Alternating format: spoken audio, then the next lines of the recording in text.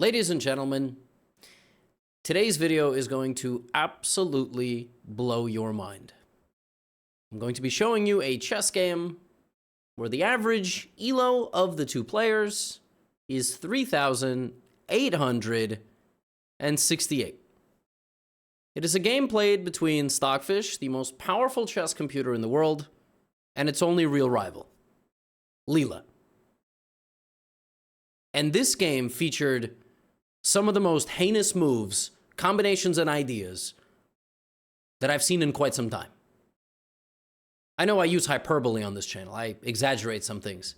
No, I promise. It's been a while since I covered a very high-level AI game, and today we're going to get just that. A friendly reminder, if you're watching this in December of 2024, it's currently on sale, launch time of Chessly 2.0, my new educational platform. You get a pass to every single course at the lowest launch price possible. And if you've already gotten a course, make sure to check your inbox for some nice perks and for information of what happens to the old ones. So many of you are taking advantage of it. I'm super excited. I've been really enjoying reading your feedback. A lot of you are very pumped for the new learning interface, for the affordability. I think we've built the best educational platform for beginner and intermediate players and the most cost-effective. That's the plug today. If you haven't tried Chessly yet, go try it.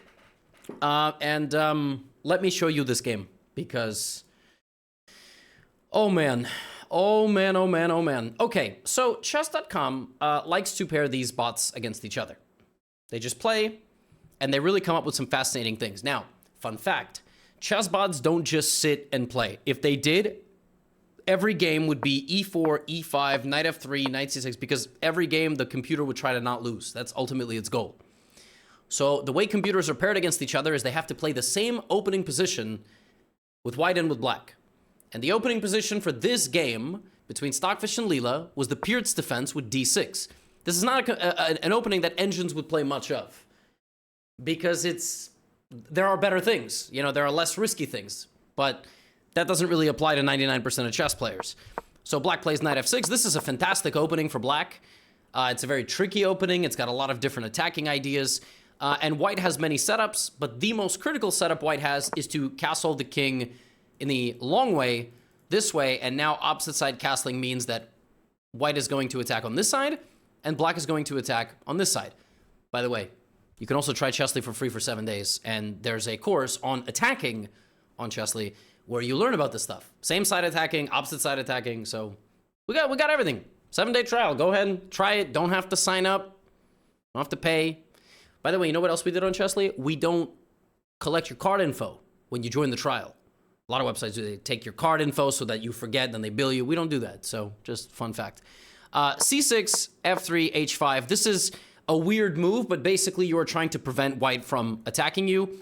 And so this is the first position where the bots have to think on their own.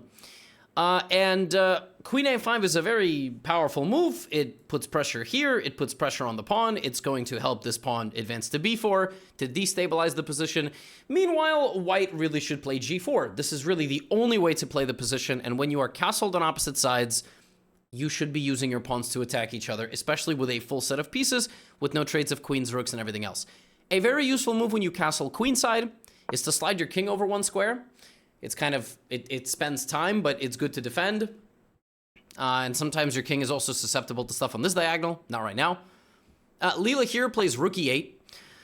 Rook e8 is a bit of a mysterious move. First of all, what this move does is it prepares potentially a pawn push. But second of all, the f8 square, believe it or not, can be useful to black. Like, for example, black can run away from an attack.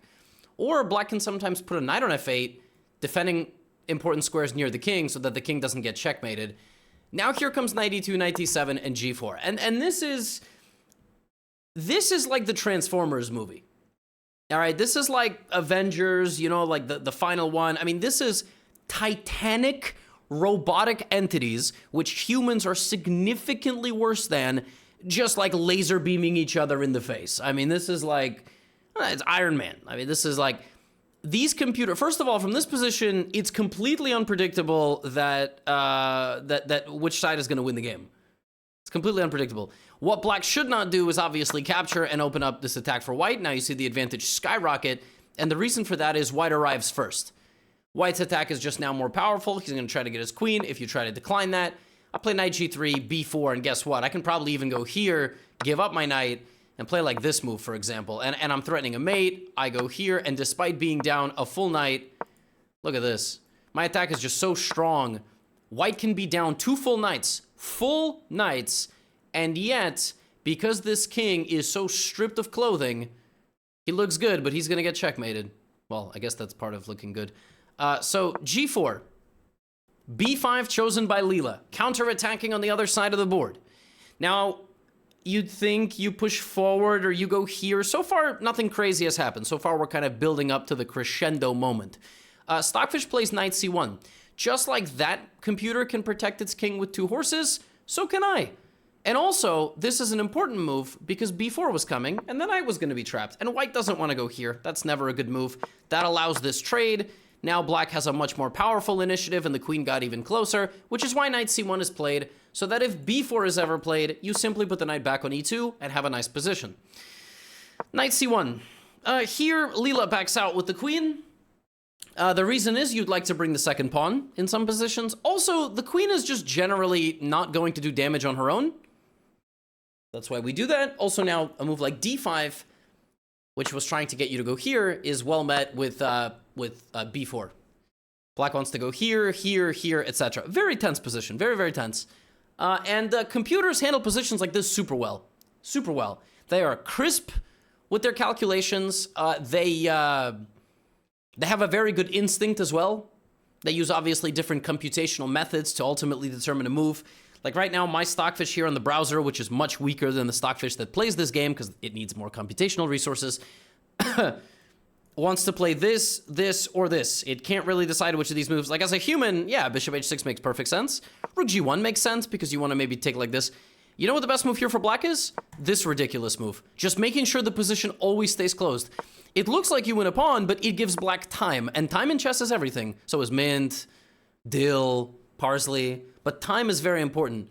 Takes, bishop h4. Oh, sorry, not taking like that. Taking with a knight to create counterplay. But that's the point. So bishop h6 is the move in the game. And of course, Leela does not invite Stockfish in for tea and cookies because after rook g1, g8, you can resign. So that doesn't happen. It's very common. Folks watching, don't allow your opponent's VIP passes into your position unless they are VIP passes to the new Chessly platform. Black plays knight b6 and wants to play b4, knight c4, and also develop the light-squared bishop. Very tense game. Stockfish doesn't do anything crazy here, just develops the bishop. Ready with e5, ready for this. Obviously, position getting really hot, really spicy. An attack is brewing, and now Leela shuts it down. Leela says, you know what? I can't let you get close. No, we're not going to do this. And if white now rushes in, black simply goes here, and the last thing you want to do when you're attacking somebody is to create a blockade like this, because you're never going to break through. So, Stockfish says, okay, fine. This is actually a very tricky move. I respect it. Now, the only way to get rid of this is to bring my queen in. I would like to take this pawn. I want to have an extra pawn, and I want to have the attack. But, I just said, doing that is going to be an investment of time. Not to be confused with mint, dill, or... I'm not going to make the same joke twice. Knight to h7. Attacking the queen, forcing the queen to go here. Wait a minute. But look at Leela. Look at... That was nifty. Leela grabs a pawn too. And not only does Leela grab a pawn, this was a very nice idea. Like a complete judo throw of the momentum. And now you get this, and the bishop is gone, so there's no bishop to trade. You're going to go back to h8 and have a very powerful sniper. Not only is it protecting the king, it's also attacking the white position. 38-88 versus 38-48. I mean, we're talking about monsters here. Absolute demons of chess. Some of you are 3,000 rating points lower than these computers. I mean, some of you are like 3,600 points lower rated than these computers. You know what I mean? Like, it's kind of... It's mind-boggling.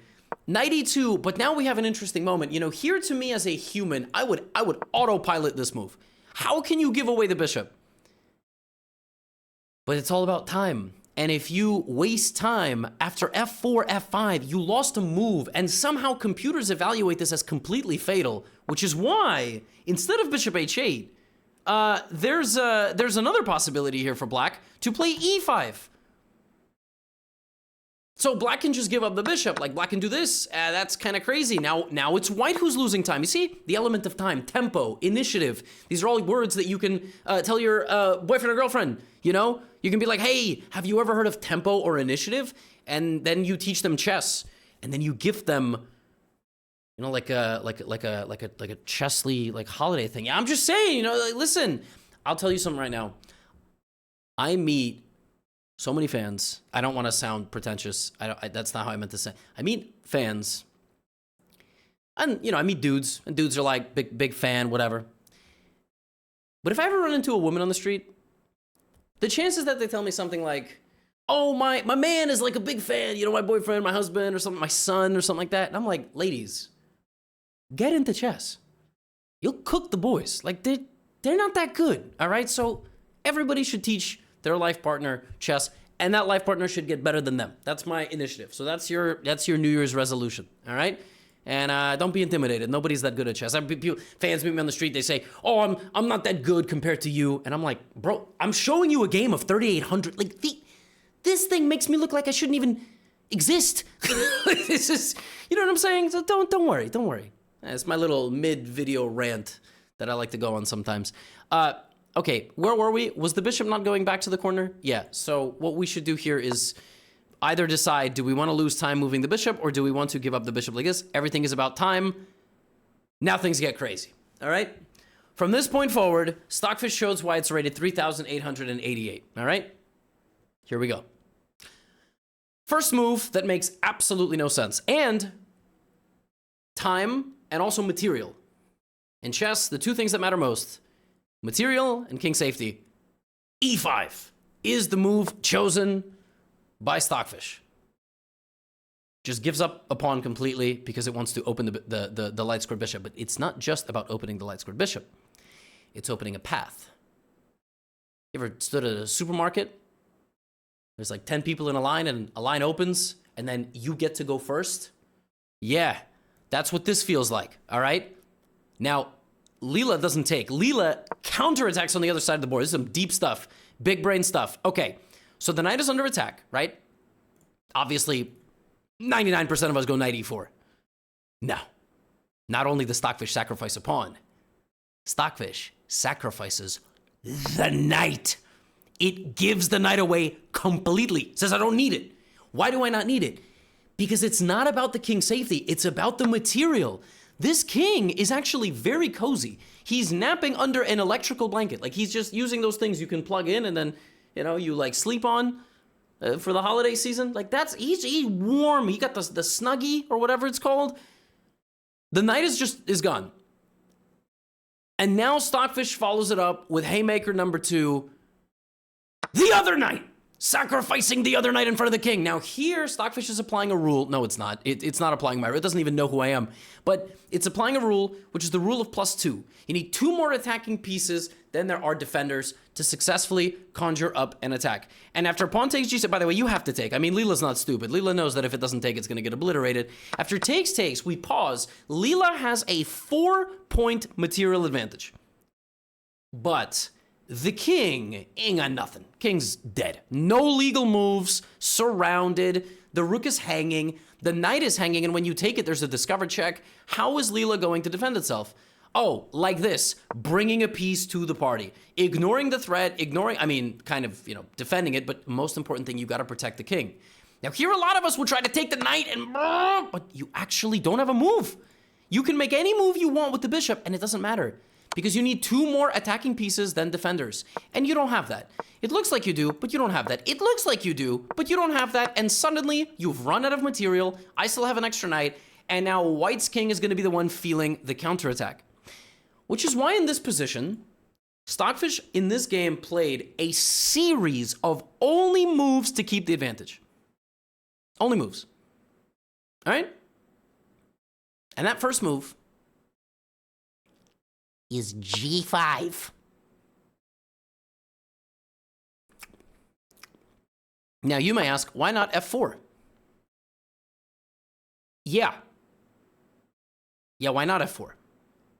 Well, g5, c takes b2 sets up bishop h7, king h7, queen e4. So the move g5 is not about these pieces or this area. It is a lateral attack. You are trying to move left to go diagonally forward. G5 is piece coordination 101. That is expertly done by Stockfish, not that it needs my compliments. G5. So now Leela grabs the pawn in the center to make a getaway square in the corner, and obviously, look at these pieces. Leela's got a 5-point advantage. Stockfish now plays the only move again, which is F4. It's the only move. The only move to maintain the balance above +1. Now you attack the bishop. But it's actually a lot worse than that, because like now if the bishop tries to save itself, bishop h7, king h7, and the pawn comes through. Now if king g8, g7, and this is really bad. You're now smothered to death in the corner, and you cannot stop. Ooh! Oh! You can! Bishop a2! And then e5! Oh my goodness, you have to be so precise. Bishop g7, you have to bring a rook. You cannot do it with the queen. You have to bring the rook, and now this doesn't matter because now you're taking with the rook instead of the queen. Okay, point stands. Oh, crazy. F4. This is other planet level of chess. The only good move in this position for black is the absurd queen c8. What even is this? How does that even do anything? Well, I'll tell you. If you take the bishop, black plays bishop a2, king a2, and forks you and gets the queen into the game. The idea of queen to c8 is to take this, win time. It's all about time. The whole thing is about time.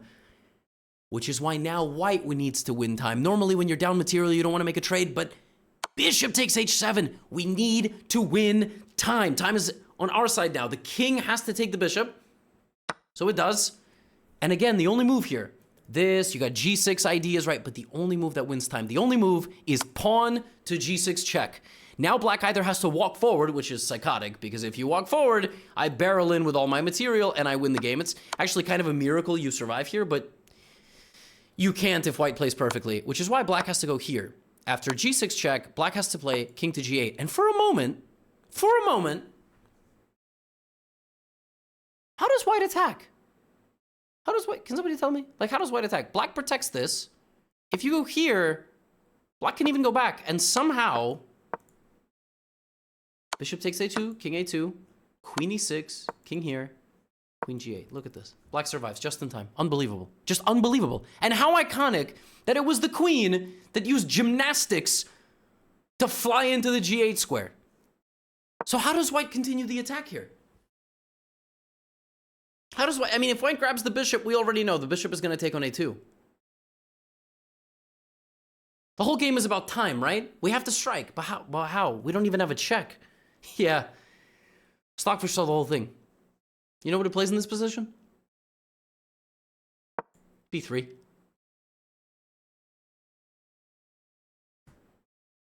It's one of the craziest games I've ever seen. Why did it play b3? Simple. It wants to stop. Bishop takes a2 with a check. Now if bishop takes b3 is played, it's totally different because this is not a check. I win another bishop, and now I'm completely winning. I got my investment back. I got my return on investment really quickly. 2 knights, boom, 2 bishops back with the checkmating attack. Really good ROI. b3. Leela now moves the, I mean, of course, it wants to save its pieces. And now, you look at this position, you go bishop g7, king g7, queen h7, king f6, queen h4, king g7. It's a draw. Oh, it's a draw. Because I'm not gonna go forward. You're gonna mate me in the center of the board, so I'm just gonna go back. So what do you do? What do you do in this position? What's the problem? The problem is that if this, there's no check. Queen h4 is the only check, right? So, in this position, before we take, why don't we play the absolutely unbelievable move, f5. Simple intention. The intention is to take the bishop, and if the bishop takes us, we have made an improvement to the position. 2 improvements. The f file is open, and f7 is not protected by the bishop, which means that we get this, and this. Okay, it's +6. We're completely winning. That was easy? How? How are we completely winning? Where's the win? There's not a single, where's the win?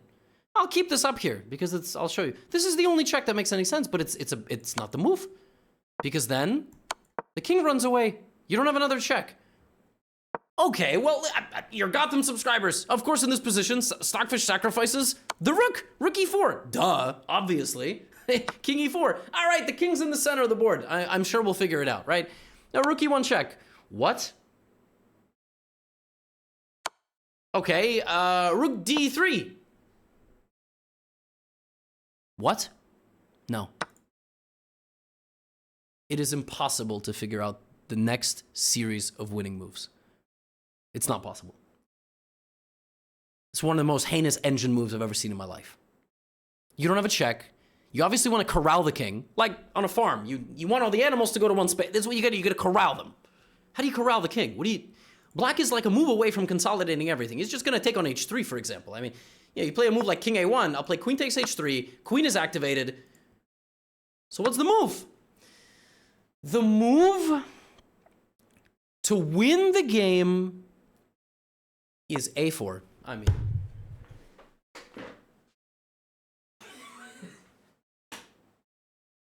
what? You know why it's a4? You know why? Because the king has a getaway. That's why.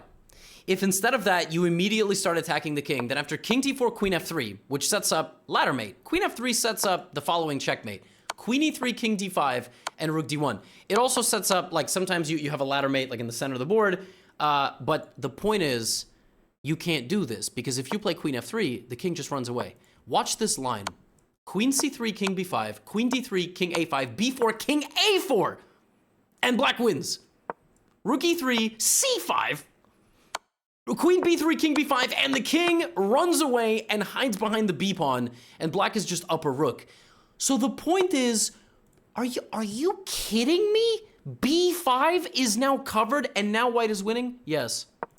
a5 is played, rook e1 check, king d4, queen f3, and there is mate threatened. Queen to e3 is threatened, king d5, and rook d1 is mate. Also, rook e4 and queen c3, and ladder mate in the middle of the board. So it's over.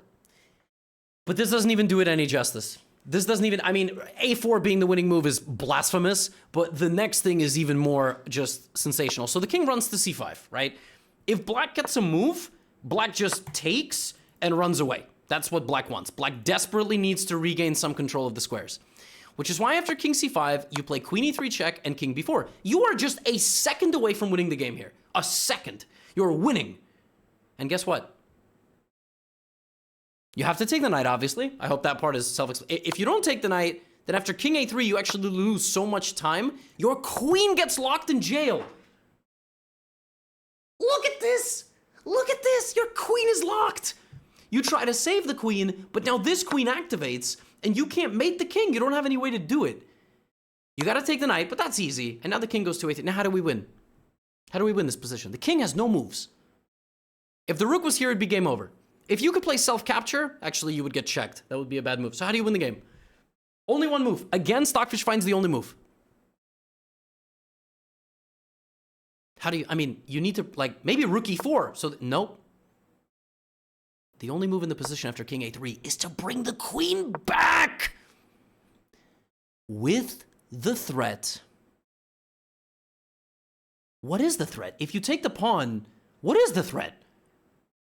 Okay, black plays e5, black trying to secure central control, and the reason why black is not trying to play like a queen move is the threat is queen c1 here and king a2. This is the money move because you threaten a checkmate.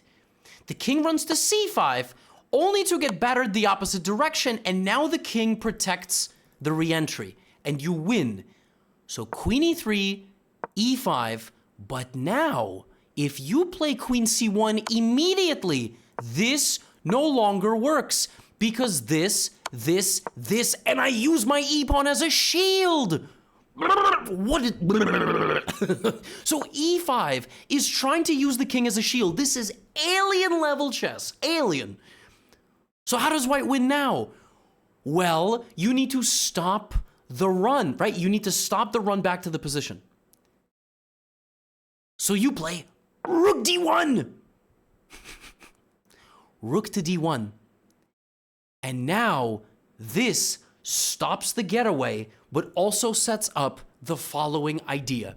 It sets up an idea, for example, queen c7, this is how white wins. Check here, king a2, this is mate, the king runs, check the other way, and now with this, you sacrifice the rook! Pawn takes, queen takes, and the king is mated. The idea of rook d1 is to prevent the escape, but also offer up the rook as a tribute to win the game down 2 rooks with a checkmate. That's the point. Of course, the rook doesn't have to be taken, but then you win slowly by shuffling your pieces, and then there's a mate, rook c3, threatening rook c4, etc. And almost as a perfect symphony, queen f7 to stop that is met with pawn takes queen. Rook d1. Black goes here, has to sacrifice the queen, d5, queen c3, white cleans up, gives the check, takes it with a like this, king b2, and ends the game with pawn c3 and queen c3 mate. I never seen anything like this. I never seen anything. When these machines start throwing haymakers, it is scary stuff. The second the machine notices an initiative, from the 18th move forward, it was the foot on the gas. b4, knight f4, it sacrificed 2 knights to shred open the position. It played g5 to create lateral pressure. Then it marched its pawns forward, and then it had time to play this. b3 is unbelievable. And then it had time to sacrifice more material, sacrifice a second rook, a first rook, and then a second rook. I'm done. I'm done. Let me tell you something right now. If you get a Chessly free trial or a Chessly membership, you will never find moves like a4 in your life. But cherish your humanity while you have it. You are lucky we can't come up with moves like a4. We play for the love of the game, but this is the equivalent of watching a rocket take off to another planet or outer space in general and come back and dock itself, okay? That's what this is. That's what this is. That's what this is. You can just smile and appreciate. We'll never do stuff like this. That doesn't mean you shouldn't check out Chessly, though. Seriously, go do it. That's all I have for you today. Get out of here.